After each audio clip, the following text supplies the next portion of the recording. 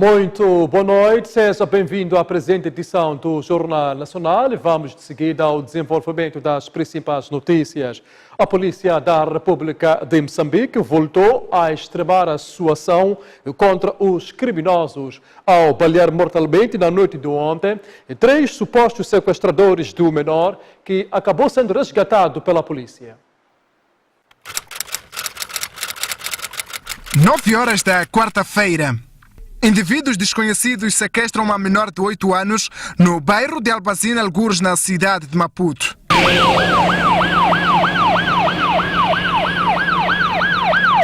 Registada a ocorrência, a Polícia da República de Moçambique começa diligências com vista à captura e resgate da criança.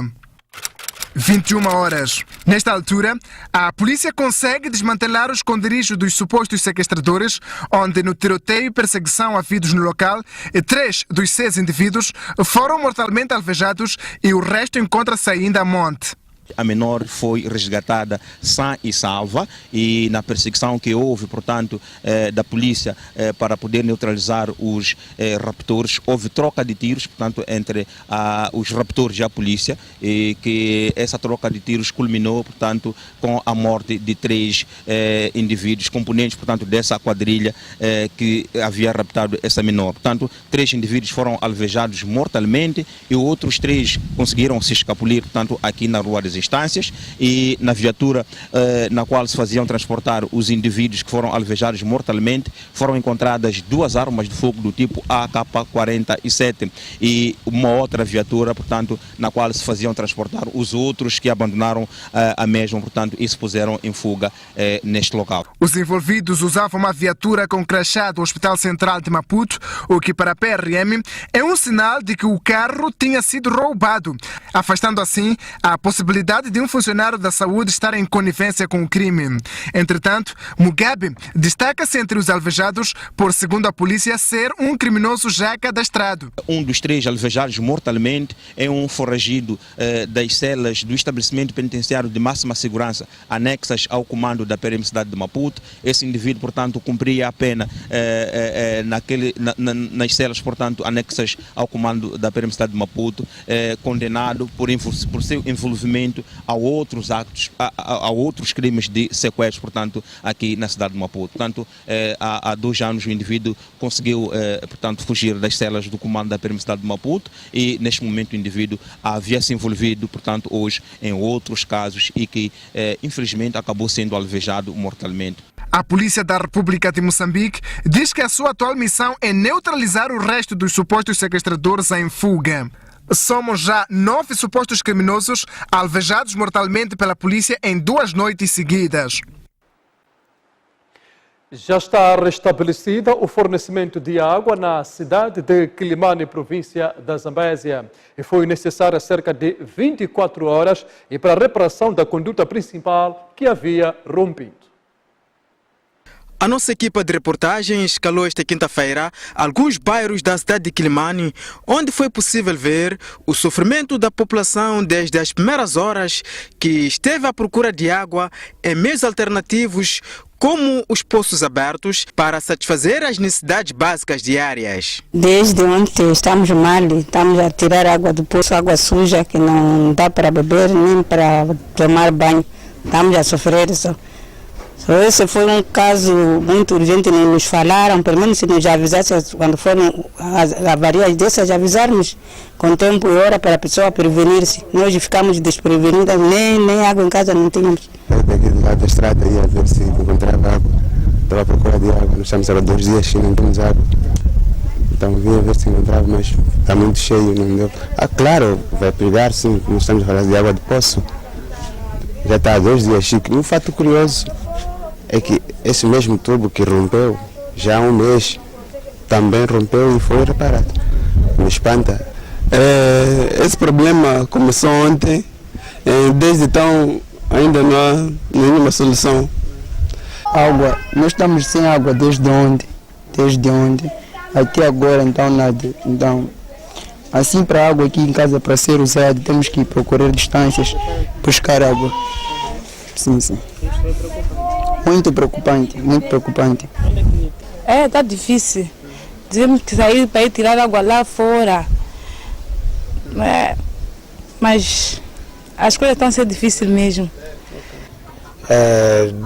Essas últimas semanas estamos a passar mal de água, vendo que a FIPAG há um mês atrás teve problemas de água e voltando de novo no mesmo sítio, no Mercado Central, tivemos os mesmos problemas também de água. Sendo assim, onde é que para tirar água?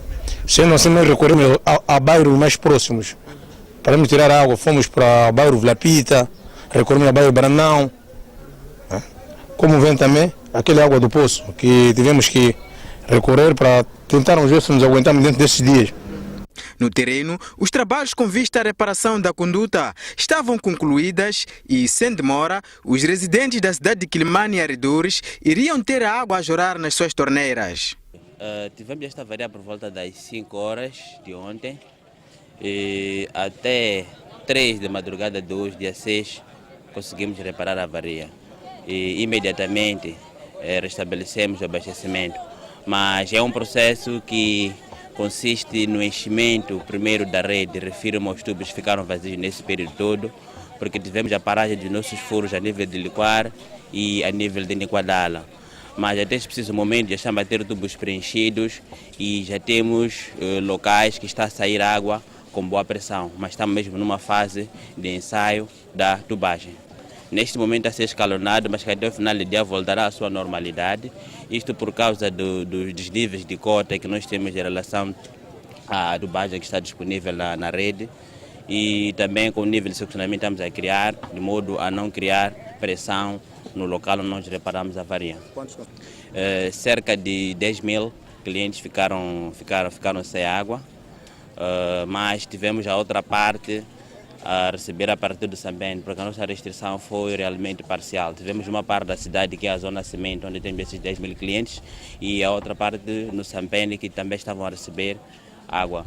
Também através dos tanques cisterna, que ativamos como um mecanismo de atingir aqueles que não tinham na torneira. Foram necessários mais de 24 horas para que a equipa multissectorial conseguisse reparar a avaria. Água já jorra nas torneiras dos munícipes da cidade de Quilimane e arredores. Ainda naquela parcela do país, cidadãos que pretendem tratar ou levantar bilhete de identificação civil e clamam pela morosidade. Estes cidadãos mostram-se insatisfeitos com os serviços provinciais de identificação civil e, pois dizem, levar cerca de 6 até mesmo um ano para a obtenção de um documento como o bilhete de identificação civil. Uma situação que afeta os estudantes que precisam deste documento, sobretudo esta altura do ano e para os exames escolares. Sim, eu estou aqui sempre na DIC, a andar à procura do meu BI, mas estou desde 30 de maio que eu remeti meu documento, mas até este momento ainda não recebi. Sou natural de Namacata, sou estudante da 12ª e preferia muito este documento para entrar na sala de exame, mas estou vendo que há dificuldade até o tempo que nós vamos para o exame, dia 4 de dezembro que vai começar. Já não sei o que eu estou a fazer. Neste momento até mesmo triste. De casa querer o documento. É provável de ser agosto, mais ou menos, de ser isso. Então pronto. Se aqui é urgente. Mas ultimamente entregamos documentos. Então ficando ainda à espera. Desde agosto dizia que 90 dias. Passa de 90 dias. Assim estou vindo, disse que ainda não chegou.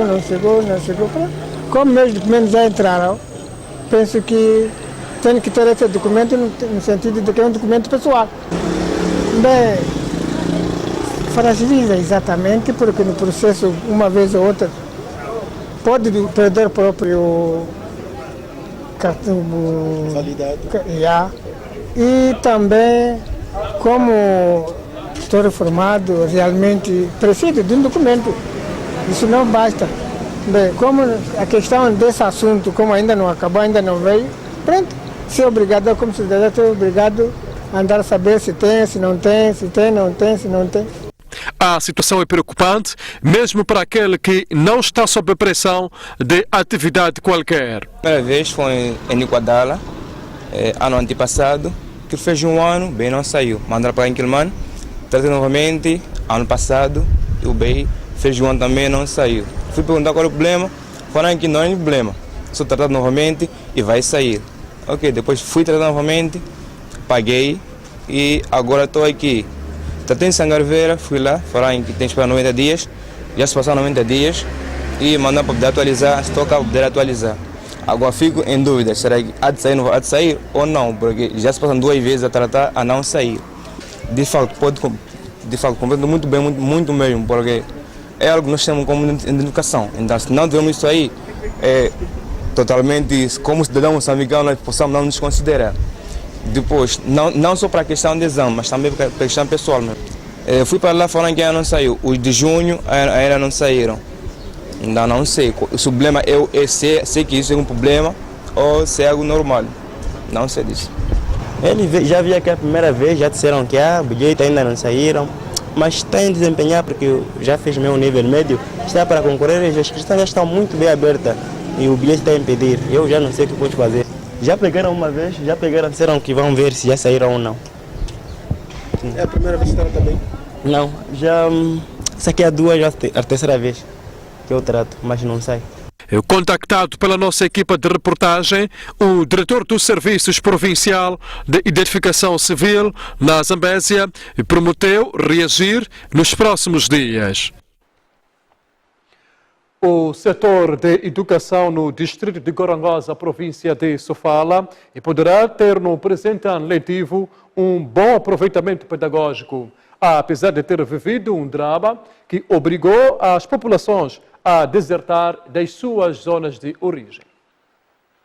O distrito de Gorongosa, na província de Sofala, foi um dos que mais ressentiu o drama dos conflitos militares, o que obrigou as populações da Serra da Gorongosa a se refugiarem para as zonas seguras, criando assim um abandono nas escolas públicas ali existentes. No ano passado, o aproveitamento pedagógico ficou parcialmente afetado, mas devido às tréguas, a situação para o presente ano letivo poderá se reverter, segundo avançou Manuel Chicamice, diretor provincial de Educação e Desenvolvimento Humano de Sofala. As zonas afetadas, pelo menos o balanço que nós fizemos no ano passado, obviamente que afetou o aproveitamento pedagógico, de alguma forma os alunos que se retiraram das salas e alguns se abrigaram ao nível das matas da serra, essas crianças não puderam ser contabilizadas em termos de aproveitamento pedagógico. Também sabemos que elas ficaram em algum momento de ociosidade letiva, ficaram sem estudar durante algum momento e isto causou de certa forma algum desnível para o processo normal de ensino e aprendizagem. Outro grande efeito que teve foi o retorno. O retorno das crianças registrou-se até mesmo quase que em finais do primeiro trimestre deste ano. Os meninos ainda estavam a retornar, tendo em conta que efetivamente a questão da trégua foi divulgada no início do ano, por volta de janeiro, e as pessoas foram ganhando alguma confiança e foram regressando. E acreditamos também que o próximo ano já estará muito mais consolidado. Uma das formas encontradas pelo governo para o regresso das populações foi um investimento em diversas áreas, principalmente nas zonas afetadas. Houveram grandes investimentos de eletrificação e passou a existir em Vunduzi, e também de rede de telefonia móvel, e depois também a questão da campanha agrícola foi muito priorizada naquela zona. Abriram algumas microempresas ao nível da Serra de Gorongosa, o que permitiu que as populações ganhassem confiança para fazer um retorno mais rápido àquelas zonas. Manuel Chicamice não admite ainda haver escolas totalmente encerradas devido ao conflito armado. Mas temos ainda provavelmente algumas escolas que não estejam com o número ideal de cobertura, mas elas continuam a funcionar. E quando estamos a cerca de um ano para o fim do presente mandato de governação municipal, munícipes da cidade de Xaixai fazem um balanço positivo do desempenho do atual elenco, dirigido por Ernesto Chambiso. Quando falta pouco tempo para o fim do presente mandato de governação municipal, munícipes da cidade de Xaixai fazem um balanço positivo do desempenho do atual elenco dirigido por Ernesto Chambiso. Esta constatação é feita numa altura em que falta cerca de um ano para as eleições autárquicas e o balanço das atividades desenvolvidas pelo governo local em prol da melhoria na prestação de serviços é satisfatório aos cidadãos de Xai-Xai, não obstante existirem algumas promessas não cumpridas. A nossa reportagem conversou com alguns munícipes que a seguir falam na primeira pessoa do município da cidade de Xai-Xai. Falamos progressos, tanto no âmbito da construção de infraestruturas, no âmbito do saneamento do meio e a construção de mercados. Penso que esta é uma outra grande valia que a cidade de Xai-Xai está neste momento. Neste momento está-se a construir a estrada, portanto, em pavê. O Conselho Municipal tem nos criado condições, ainda que difíceis, de transitabilidade. Portanto, já é possível transitar de um bairro para o outro. Estou a falar de estradas, estou a falar de escolas, escolas em termos de sala de aulas. Isso faz com que as nossas crianças, os nossos educandos tenham um espaço para poderem aprender, porque são esses. Vejo os progressos da cidade de Xai-Xai. Quando eu faço a retrospectiva, por exemplo, nós temos eu sou como município de Xai-Xai, vou falar de Bocomuim, vou falar de Mazangá. Nós bebíamos água salubre, mas hoje vejo um trator cisterna que vai abastecer água àqueles municípios. Sobre os desafios que persistem na vida do município, os nossos interlocutores foram unânimes em afirmar que, com o tempo em falta para o fim do mandato, ainda é possível se efetivarem estas realizações. Podemos também dizer que os desafios persistem. E se nós olharmos para a nossa cidade está numa zona, portanto, que se localiza junto à margem do rio, os desafios são enormes. E a zona alta, portanto, é uma zona de colinas. Portanto, à medida que há progresso, há desenvolvimento, também há desafios. A cidade registra alguma erosão que temos que encarar isso como um desafio, portanto, para corrigir os problemas que vão surgindo com o próprio processo de desenvolvimento. É certo que ainda falta muito. Eu acredito que o Conselho Municipal pode nos ajudar mais em mais infraestruturas sociais. Estou a falar de mais estradas que são necessárias, estou a falar de mais escolas, mais salas de aulas, porque isso é muito importante. Quer dizer, cada vez mais que nós temos mais essas infraestruturas, engrandecemos mais a nossa organização. De recordar que o município da cidade de Xai-Xai acaba de completar 56 anos de elevação ao Estatuto de Cidade, ato que teve lugar no dia 7 de outubro, o último. Xai-Xai é uma autarquia com cerca de 116.343 habitantes, de acordo com o Censo Populacional de 2007. O Partido Movimento Democrático de Moçambique, MDM, diz que vai participar na intercalar de Nampula de peito aberto. A posição foi definida esta quinta-feira, depois de submeter a inscrição daquele partido político para o escrutínio de 24 de janeiro próximo. O Partido Movimento Democrático de Moçambique submeteu esta quinta-feira a sua inscrição para intercalar de Nampula, tornando-se o segundo partido a efetuar o ato, mesmo no segundo dia do arranque do processo. A Comissão Nacional de Eleições considera um bom início para a credibilização do escrutínio. Porque neste processo de verificação dos símbolos pode haver uma semelhança entre alguns símbolos com o dos outros partidos. E assim teremos o prazer de, neste momento, termos alguns encontros para podermos ver o que é que podemos fazer. A Comissão Nacional de Eleições prima logo a primeira pela prevenção de conflitos, credibilização do processo eleitoral e, que tal ainda, pela aceitabilidade dos resultados eleitorais. E o mandatário da terceira força política moçambicana diz que o partido vai lutar de peito aberto para manter-se no comando do município de Nampula, desvalorizando todas as ações perpetuadas por Tokova enquanto edil interino daquela autarquia. O MDM, em todos os desafios que entra para vencer. E desta vez entramos também para vencer. Como é que chama o candidato do MDM? Neste momento, os órgãos de partido estão a trabalhar no sentido de se apurar, dentre vários, o candidato que será o nosso para as intercalares de Nampula. É preciso entender que em política muita coisa acontece, mas o mais importante é o nosso foco. E o nosso foco neste momento é trabalharmos nas bases, trabalharmos por forma a que, de facto, aquilo que é o desiderato do MDM seja atingido.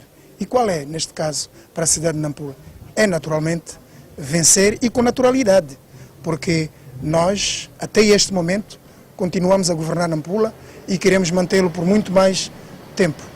De Souza garante ainda que Manuel Tokova continua quadro do MDM, independentemente da desarmação que criou em Nampula. Estou convencido que é nosso membro. As adversidades que aconteceram têm a ver pessoalmente com a figura de quem me está a retratar. Por isso, nós como MDM estamos convencidos de que ele saberá, em tempo e em momento próprio, ultrapassar todas essas adversidades. A submissão de candidaturas para a corrida da eleição intercalar de Nampula iniciou esta quarta-feira, dia 15, e tem um fim marcado para 21 do mês em curso, sendo que o escrutínio está agendado para 24 de janeiro de 2018. A Assembleia da República aprovou hoje, por consenso, 2 propostas de lei que alteram o regime específico de tributação e de benefícios fiscais e para a atividade mineira e operações petrolíferas. Gestores públicos de diferentes instituições do Estado, ligados ao Ministério da Economia e Finanças, bem como representantes dos parceiros de cooperação internacional, partilham experiências de como melhorar a implementação de projetos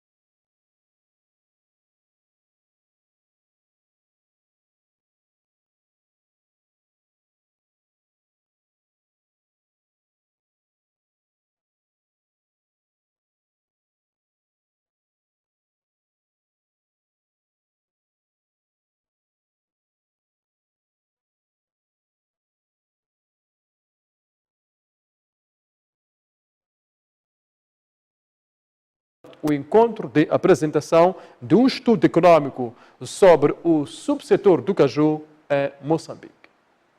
Moçambique quer voltar a ser uma grande potência no que toca à produção de castanha de caju, tal como foi no passado, em que chegou a atingir uma produção anual de 200 mil toneladas. O Instituto do Fomento de Caju, em parceria com o programa SPID, apresenta um estudo econômico sobre a atual situação deste subsetor. Os resultados mostram que, apesar do elevado potencial, o país está neste momento com uma baixa produção em relação à maioria dos países do continente africano, tal como é o caso de Costa de Marfim e Tanzânia. O potencial é enorme, nós podemos fazer muito mais. Aliás, no passado já fizemos mais, já estivemos entre os melhores do mundo. Neste momento estamos mais ou menos entre os 5º e 6º países no mundo em termos de produção. Significa que com mais esforço podemos chegar, neste momento podemos chegar acima de 200 mil toneladas a ano, seria o mínimo que nós podemos fazer, que já alcançamos essas metas nos anos 70, significa que podemos fazer e fazer muito mais. Para inverter este cenário, as autoridades do setor estão empenhadas em colher experiências de como melhorar a produtividade, bem como a qualidade que possa agregar valor à castanha de caju. Bom, os constrangimentos que existem, naturalmente, em termos agronômicos, é a questão da incidência de pragas e doenças, portanto, nós temos uma grande fatura de combate a pragas e doenças, então esse é um grande constrangimento. Também precisamos de que os produtores sejam melhor organizados para poderem aceder à melhor assistência técnica e também poderem ter capacidade de discutir melhores preços com os comerciantes. E também a questão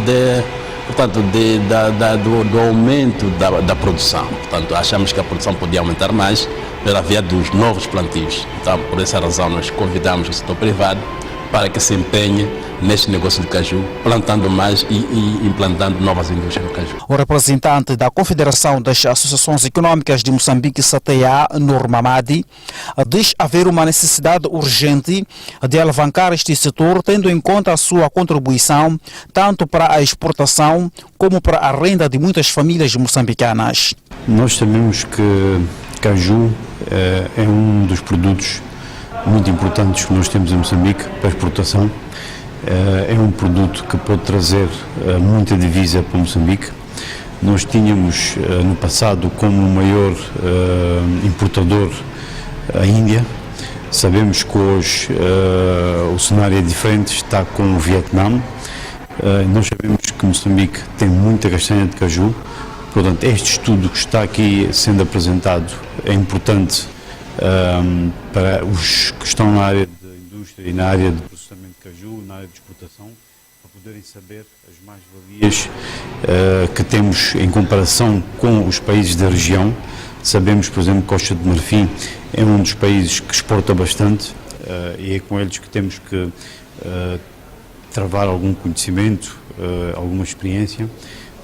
E o que estamos aqui a fazer é tentar perceber o que podemos fazer para melhorar a nossa exportação, porque nós temos muita castanha de caju, mas é necessário fazer um trabalho de casa para podermos ter vantagens não só para o país. Quando se fala de exportação, fala-se de entrada de divisas, mas também para os interlocutores diretos da área de caju. Para este ano, as autoridades do setor esperam uma produção de 148 mil toneladas de castanha de caju e a sua comercialização poderá render aos cofres do Estado mais de 130 milhões de dólares norte-americanos. A maioria dos projetos públicos não chegam ao fim da sua implementação devido à falta de monitoria e fiscalização, segundo resultados de um estudo divulgado esta quinta-feira em Maputo, durante a Conferência Internacional sobre a importância de formulação e avaliação de projetos de investimento público em Moçambique. Gestores públicos de diferentes instituições do Estado, ligados ao Ministério da Economia e Finanças, bem como representantes dos parceiros de cooperação internacional, partilham experiências de como melhorar a implementação de projetos públicos em Moçambique, de modo que os mesmos tenham o impacto desejado no final da sua implementação. Bom, este encontro aparece no âmbito da reforma para a componente de investimentos públicos que estamos a tentar fazer. É uma reforma que não é fácil, é uma reforma que requer muito esforço e também muita mudança de mentalidade da forma como nós vínhamos fazendo as coisas no passado. Para mostrarmos que isto não estamos a inventar a roda, nós decidimos trazer algumas experiências. Estamos a trazer aqui experiências da América Latina, que eles na América Latina têm um grupo que chamam de Sistema Nacional de Investimentos Públicos, em que participam todos os países da América Latina, menos o Brasil. E trazemos-lo aqui para dizerem-nos como é que eles têm feito, como é que eles conseguiram atingir aquele nível de investimentos públicos com boa qualidade, investimento público que é avaliado e é efetivamente para responder àqueles que são os problemas de desenvolvimento desses mesmos países. Projeta-se a criação de uma conta ou plataforma de controle de projetos públicos para que os mesmos tenham impacto no final da sua implementação. É só imaginar uma planificação familiar, não é? Em casa, nós compramos um pão. E o pão que nós compramos é repartido por muita gente. Então, esta é a nossa ideia, é que um metical gasto no investimento público, na educação, também tem que ter impacto nos outros setores. A iniciativa conta com o apoio de diversos parceiros de cooperação internacional, como é o caso do Banco Mundial e do Reino Unido. No momento, o sistema do Moçambique na gestão dos investimentos públicos está ainda no fase preliminar, inicial. Tem muito trabalho para fortalecer este sistema, porque podemos formular e identificar projetos de investimentos públicos que podem ter impacto no crescimento do país e para a redução da pobreza.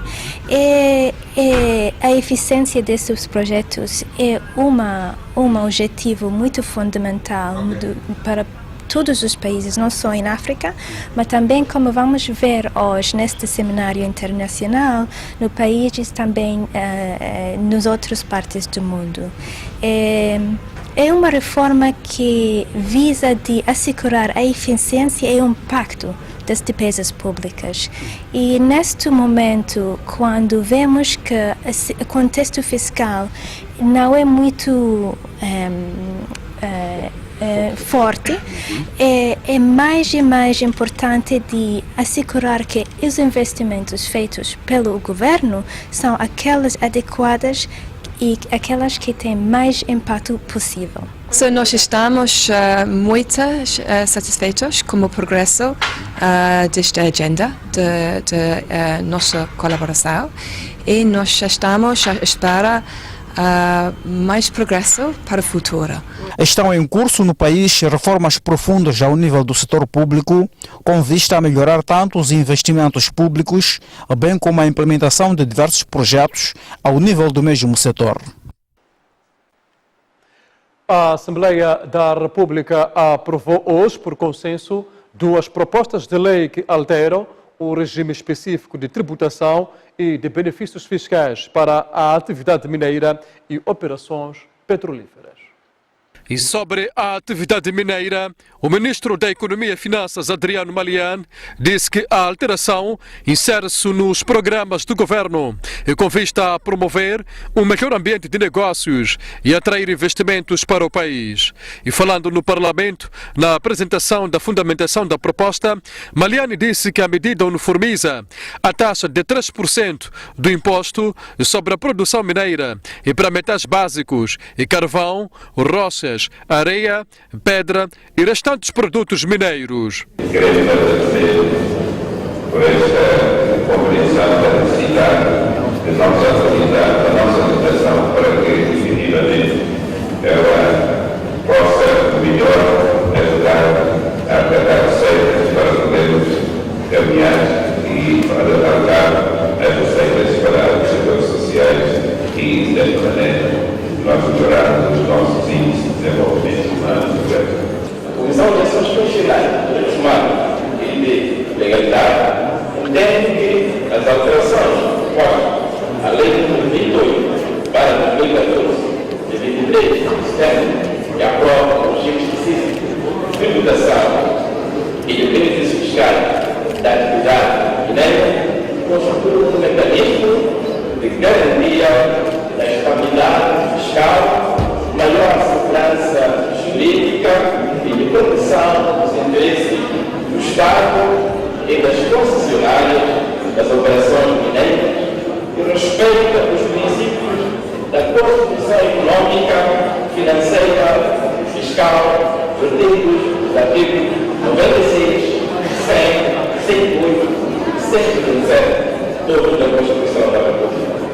A Comissão de Assuntos Constitucionais, Direitos Humanos e Legalidade considera que a proposta de lei de alteração da Lei nº 28 para 2014, de 23 de setembro, que aprova o regime específico de tributação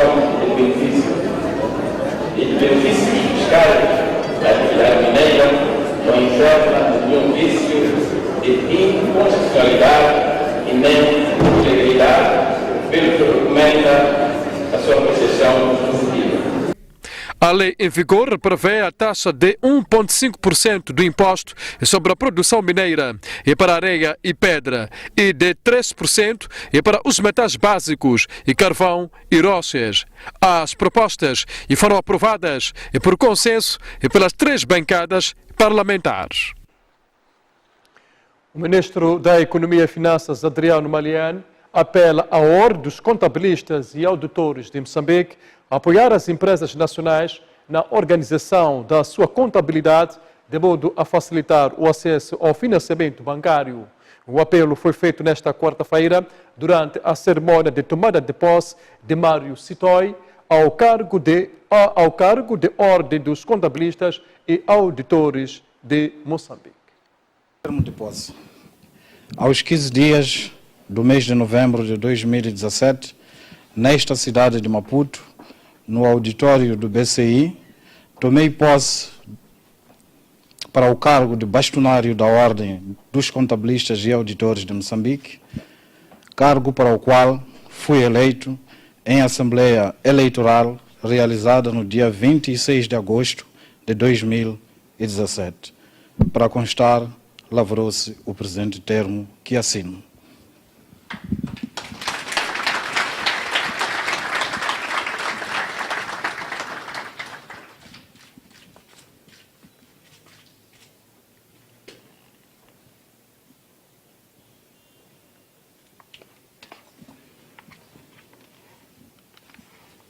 Este é o momento em que Mário Sitoi tomava posse como bastonário da Ordem dos Contabilistas e Auditores de Moçambique, e cargo que foi eleito numa assembleia realizada no passado dia 26 de agosto.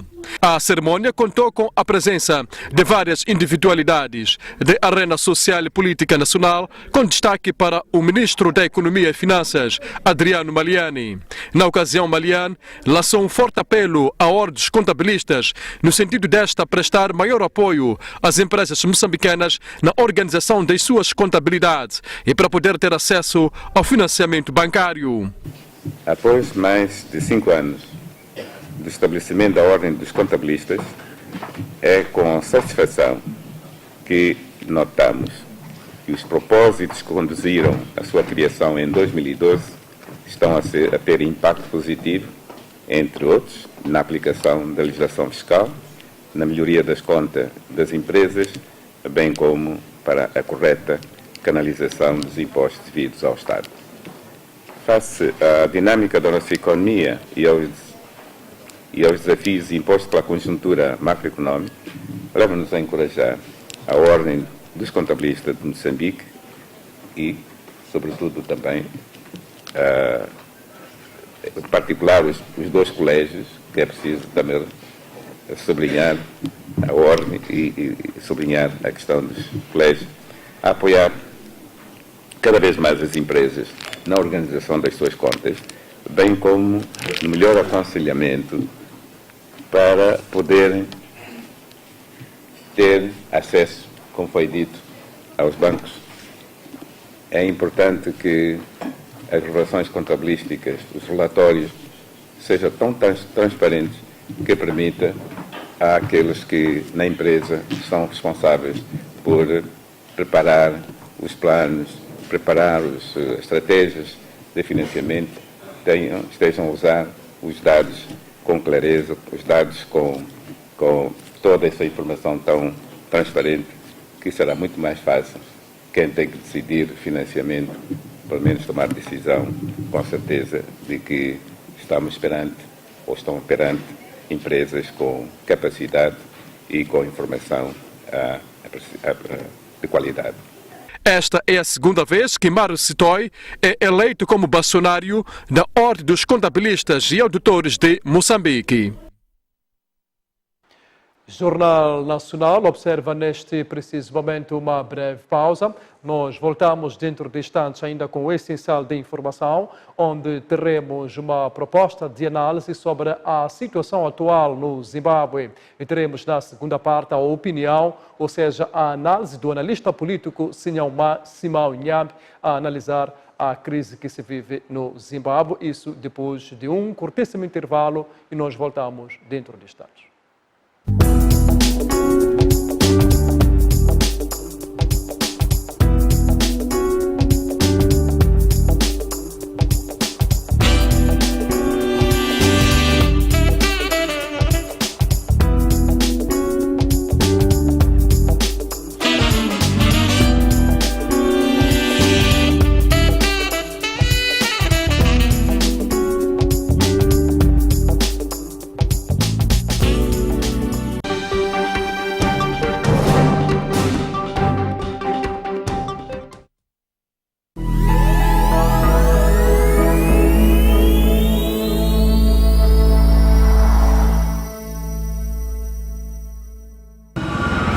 Está na hora de elevar o entretenimento ao máximo com o Go TV Max, o teu novo pacote Go TV. Acompanha todos os jogos da La Liga em direto no canal Super Sport Select 4. As melhores séries no mundo Fox. Todas as novidades da música Palop no Trace Toca. Novelas e filmes indianos no Z World. E as melhores histórias de encantar em português no canal Panda. E muito mais. Adere já ao pacote Go TV Max por apenas 800 meticais e aumenta a tua diversão para 45 canais. E mais, neste mês de novembro, todos os clientes Go TV Plus que recarregarem ou estiverem ligados ou quem adquirir um descodificador têm automaticamente acesso ao Go TV Max. Go TV. Vive apaixonante. Na marcha faz tão bem. Não há nada melhor que receber algo por nada. Uma recompensa inesperada, como uma semana inteira com o melhor do desporto, sem nenhum custo extra. Falo da Premier League, La Liga e das emoções da Fórmula 1. Tudo isto para usufruir todos os dias durante 7 dias. E sem ter de fazer algo. A não ser pagar a sua subscrição e ficar ligado. Não podia ser mais fácil, não é? Aproveite as boas coisas da vida. Do que está à espera? Pague a sua subscrição a tempo, fique ligado e seja recompensado por 7 dias de desporto de primeira. Obrigada. Tá bom. Takuta. Koshukuru. Kanimambo. DSTV agradece. Estás a ver?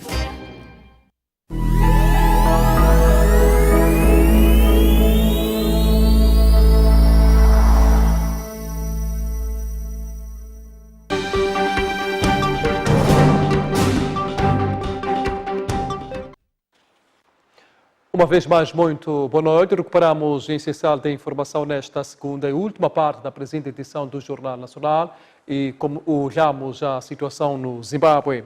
A situação no Zimbábue continua confusa. Militares garantem que a intervenção não se traduz num golpe de Estado, mas sim numa operação contra alguns membros chegados ao presidente Robert Mugabe. A comunidade internacional apela à calma. Os militares garantem que a intervenção não é um golpe militar contra o governo, mas uma operação contra elementos próximos do presidente Robert Mugabe no âmbito da luta pela sucessão do poder. O presidente da Comissão da União Africana, Moussa Faki Mahamat, esclarece. Nós sabemos que há problemas no seio do partido do poder, provavelmente sobre a eventual sucessão do presidente Mugabe. Há divergências e esperamos que isso não conduza ao derramamento de sangue. E segundo as últimas informações, os militares estarão a preparar a sucessão de Robert Mugabe e o objetivo da intervenção é evitar que a esposa Grace Mugabe, figura controversa do partido ZANU-PF, assuma o poder. Há os rumores de que Grace terá saído do país. O representante do partido em Londres, Nick Mangwana, afirma. The First Lady Grace Mugabe is in Zimbabwe right now. A primeira-dama Grace Mugabe está neste momento no Zimbábue. As indicações de que está fora do país são incorretas. Se ela fez acelerar os acontecimentos, fez. Ela contribuiu bastante. Numa conversa telefônica com o presidente sul-africano Jacob Zuma, Mugabe terá dito que se encontra em prisão domiciliária. A crise instalou-se após a destituição, na semana passada, do vice-presidente Emmerson Mnangagwa, num braço de ferro com Grace Mugabe. Mnangagwa terá fugido do país após a destituição.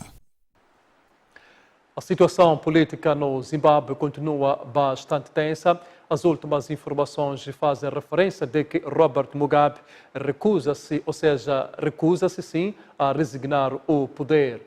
Esta manhã encontrou-se com os representantes da SADC que procuram encontrar uma solução pacífica. E a situação no Zimbábue foi tema de análise em questão que se segue uma entrevista ao analista político Simão Nyambe, entrevista conduzida pelo jornalista Afonso Chaves.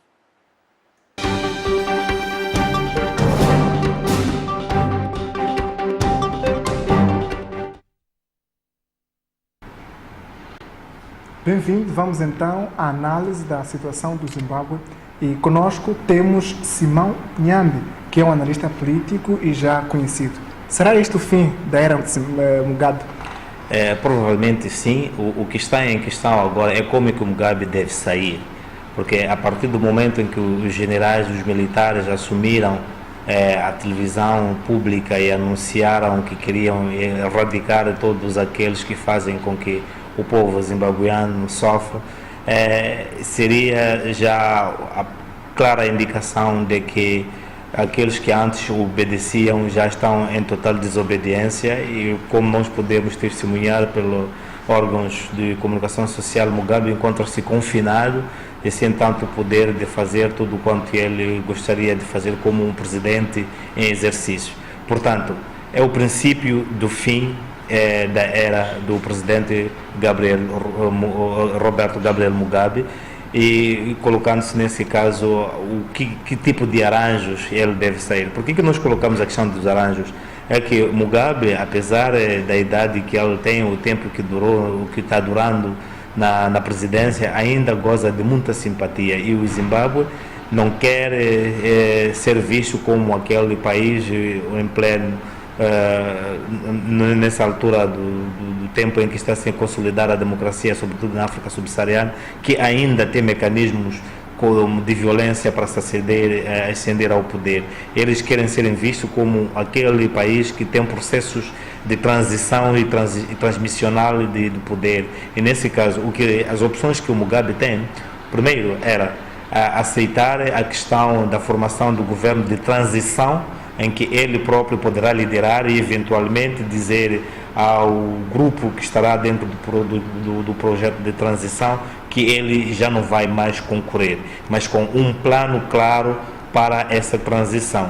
Se ele resistir conforme nos parece que estará a resistir, corre risco de ser isolado e ser afastado à força. E o novo governo, composto apenas pelos militares e alguns civis, irá liderar o processo de transição. Então Mugabe tem essas opções, mas que já é o fim da era mugabista, isso não resta dúvida. Mas não se vai repetir, por exemplo, a situação da Líbia, em que quando sai o Gaddafi parecia que tudo ia melhorar, que ia nascer uma nova Líbia, entretanto tudo foi ao caos. É muito diferente, porque a insurgência no Zimbábue não começa hoje. Quando nós falamos de segurança, não é questão apenas de guerra civil, que para muitos seria uma clara indicação de uma insegurança dentro do país. O Zimbábue é um país totalmente inseguro devido às suas políticas de imprevisibilidade, tal que a maior parte, uma boa parte do povo zimbabuiano encontra-se na diáspora, porque há tanta insegurança em termos de alimentação, a insegurança em termos de emprego, temos grandes taxas de desemprego na África do Sul, no Zimbábue, e que a economia de Zimbábue encontra-se estagnada, para além de que o governo de Roberto Mugabe está internacionalmente isolado, e só ele ganha apenas simpatia na região da SADC pela irmandade que o Zimbábue goza com os países da região, mas internacionalmente, onde todos nós como países africanos dependemos, o Mugabe não está inserido como líder do Zimbábue. Portanto, a questão da Líbia é incomparável, é uma questão única. Primeiro, porque a Líbia foi uma insurgência externa instigada pelo Ocidente, e segundo, o que acontece no Zimbábue, já há um grande descontentamento, tal que os primeiros dias desde que os militares anunciaram a queda ou a tomada da televisão e novas medidas por seguir, há uma manifestação de esperança e alegria para a maior parte jovem, que achava que o Mugabe já seria a altura de poder deixar o poder e entregar às novas gerações de maneira que possam impulsionar o país para outros níveis. O Mugabe perdeu a oportunidade que, por exemplo, em Moçambique, o presidente Joaquim Alberto Chissano teve, que quando sentiu que depois de 2 mandatos não podia continuar mais, deixou o poder de uma forma voluntária e confiando o seu partido, fez o trabalho que poderia fazer e eleger o Armando Emílio Guebuza, eventualmente o Filipe Nyusi, que há sempre essa mudança de dirigentes dentro do partido. Isso é que cria coesão partidária dentro de um partido, quando sabe-se que toda a gente dentro do partido pode ter um papel muito importante para desenvolver o partido e eventualmente servir em vários escalões do país e levar o país para frente. Portanto, o Mugabe achou-se tão poderoso, da maneira que isolava e não admitia que os outros expressassem a sua opinião, o seu talento na liderança, e que hoje estamos aqui a testemunhar uma situação de total caos econômico, social e político, e que hoje ele está a ter resultados totalmente não desejáveis e descreditado pelo seu próprio povo, tal que por essa via não vai ser a mesma coisa, porque o Muammar Gaddafi, até a sua morte, era uma pessoa que, se comparasse a economia da Líbia com tantas outras economias africanas, era aquele país que suportava-se muito bem e que tinha todo tipo, o produto interno bruto estava estável e políticas sociais e econômicas da Líbia estavam estáveis. Só virou tudo instável depois da morte dele, por causa de uma agressividade de capitalização do país e democratização desnecessária e enfim, então não há nenhuma comparação. Mas neste momento, que tipo de governo deve-se esperar para o Zimbábue? Porque nós sabemos que o atual governo, sobretudo do partido ZANU-PF, tinha como bandeira o fato de ter libertado o Zimbábue. Hoje, qual deve ser a bandeira do novo governo? A bandeira do novo governo, nesse caso, sobretudo, quando nós falamos de novo governo, estamos a falar do mesmo governo, porque o que vai acontecer é que a ZANU-PF volta a assumir o governo, não é? Que esse será o novo governo. Eles vão se renovar da base do fracasso do Roberto Mugabe. Então, o governo da ZANU-PF para o futuro terá que dizer, olha, nós estamos aqui, vamos, de facto, não iremos repetir os erros do Roberto Mugabe e que as nossas políticas vão se centrar na democracia, na rotatividade, na rotação do poder, alternância do poder através de voto justo e livre e que toda a gente deve participar, e depois abraçarem a sua diplomacia, tentar se inserir na comunidade internacional, eventualmente convidar todos os farmeiros que tenham abandonado o país e trazê-los de volta para produzir comida suficiente para o Zimbábue. Então, serão, na verdade, na contrariedade das políticas do Mugabe e no fracasso do Mugabe. Eles vão olhar as políticas do Mugabe, onde que ele fracassou, e tornarem isso como a sua referência de governação, corrigir os erros do Mugabe. Então, será essa a bandeira que eles terão, porque já a ZANU-PF como libertador já não tem nada de libertador, porque se for a ver em termos de sofrimento do zimbabueano, os zimbabueanos sofreram muito durante o regime do Roberto Mugabe do que teriam sofrido com o próprio regime colonial, embora tal regime colonial não seja, a colonização não seja moral, mas em termos de sofrimento o povo zimbabueano sofreu muito durante a liderança do Roberto Mugabe. Bem, Dr. Nhamba, a questão do tempo já nos foge, mas só para finalizar, poderia nos dizer quais são as lições que o mundo, sobretudo a região, devem tirar deste episódio? Vimos recentemente Zé Eduardo dos Santos abandonou o poder sem ter de haver este tipo de conflito. Qual é a lição que se deve tirar de um episódio destes a nível da região? Primeiro é de lamentar, porque o que acontece, se esse tipo de intervenção militar tivesse acontecido no Lesoto, a África do Sul, que é a potência da África Austral, teria reagido de imediato. E que a situação do Zimbábue chega até aqui, que até instiga os militares para tomar medidas semi-violentas ou violentas, sobretudo porque a região nunca agiu para persuadir o Roberto Mugabe para deixar o poder, porque eles não querem interferir. Mas sempre há ganhos, porque há o caos do Zimbábue, sobretudo quando o Zimbábue já não pode produzir mais comida. Isso beneficia a África do Sul, que se torna o maior exportador de produtos alimentares, e também o caos político no Zimbábue beneficia a África do Sul em termos de intelectuais, que depois do Zimbábue saíram os grandes professores universitários de primários e secundários, saíram do Zimbábue para a África do Sul para fechar o déficit deixado pelo aquele cérebro intelectual que durante o processo de transição do apartheid para o multipartidarismo deixaram um país para a Europa e tantos outros cantos do mundo. Então, a África do Sul saiu a beneficiar desde o princípio com os problemas que se inseram dentro do Zimbábue, para dizer que é lamentável que os Estados tenham que pensar desta maneira e agir desta maneira, não procurar remediar o sofrimento ou correção das políticas internas. Em todo caso, é mais uma vez uma demonstração de que a SADC ainda precisa muito de ser uma organização muito coesa para poder agir pontualmente em questões como essas, onde os militares têm a mão de intervenção. Mas eles não tinham uma outra opção para garantir, os zimbabueanos não tinham uma outra opção, porque na região não haveria nenhuma transição, ia deixar Mugabe reinar até morrer e, eventualmente, conforme se esperava, que a sua esposa pudesse substituir para concorrer às eleições, onde, obviamente, iria ganhar. Então seria uma dinastia mugabiesta. Então, nesse caso, nós só temos muito a dizer que, olha, temos que aprender com os nossos erros. A SADC tem que ser forte, os países da região, de uma forma particular, sobretudo aqueles que têm influência, devem ser muito rigorosos em repreender práticas não democráticas na região. Bem, Dr. Nhamba, acho que este assunto é muito longo, é um assunto que ainda tem muito a se falar, mas a questão do tempo também tem muito a ser seguida. Portanto, muito obrigado pela oportunidade de nos ajudar a analisar e até a próxima. Quanto a si, devolvemos a palavra a Luís Cumbe, no Jornal Nacional.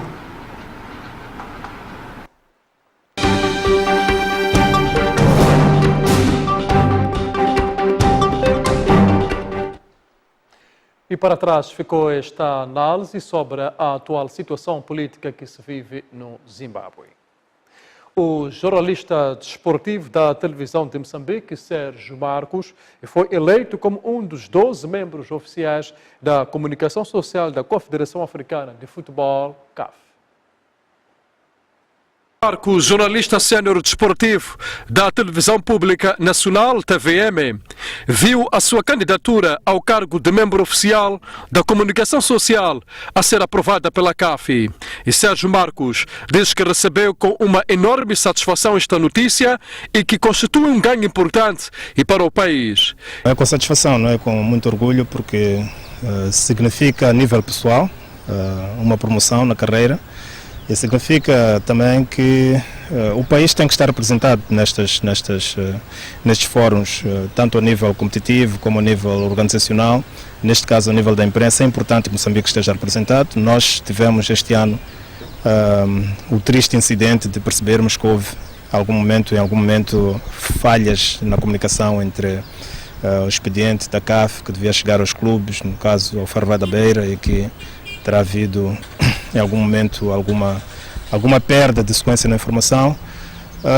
Acredito que com um membro na comissão de imprensa, como é o caso, poderemos reduzir muito destes gaps com a informação que vai certamente circular e passar por esse membro moçambicano na comissão de imprensa da CAF. É para mim um ganho, porque facilita também a própria comunicação direta entre os vários órgãos da CAF e os representantes moçambicanos, e também os interesses que possam existir em Moçambique a nível de desenvolvimento do futebol moçambicano, que passe naturalmente pela Confederação Africana de Futebol. Portanto, é um ganho e penso que é com muito orgulho que posso assumir esta posição na forma em que me foi respondida, tendo eu manifestado interesse e tendo sido aprovado. Calculo que vai ser um ganho importante para o próprio país. E Sérgio Marcos fala do papel que vai desempenhar neste organismo africano. Na terminologia oficial é media officer, né? Oficial de imprensa é uma comissão que é composta por 12 jornalistas de todos os países que estão afiliados à CAF. São escolhidos 12 jornalistas e em todos os eventos e competições da CAF eles têm que trabalhar para produzir a informação que depois é difundida através dos vários órgãos, das várias plataformas de comunicação da CAF, tanto no website que conhecemos, como nos comunicados que são dirigidos através do secretário-geral para as federações e depois para os clubes. Portanto, digamos que é o grupo que tem que recolher e sistematizar a informação que a CAF tem a divulgar e a distribuir pelos seus afiliados. E Sérgio Marcos tem 25 anos de carreira como jornalista desportivo.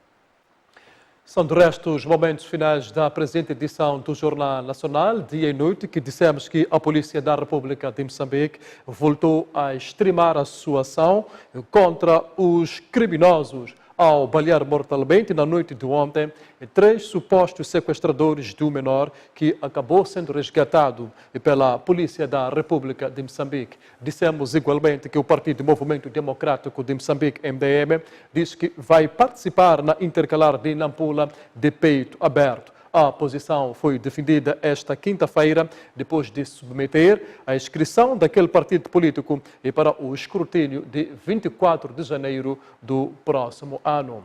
Graças pela atenção dispensada, é com elevado respeito e admiração que nos despedimos do carinho da sua audiência e com promessa de voltarmos cá pontualmente às 20 horas no Jornal Nacional. Boa noite e fique bem.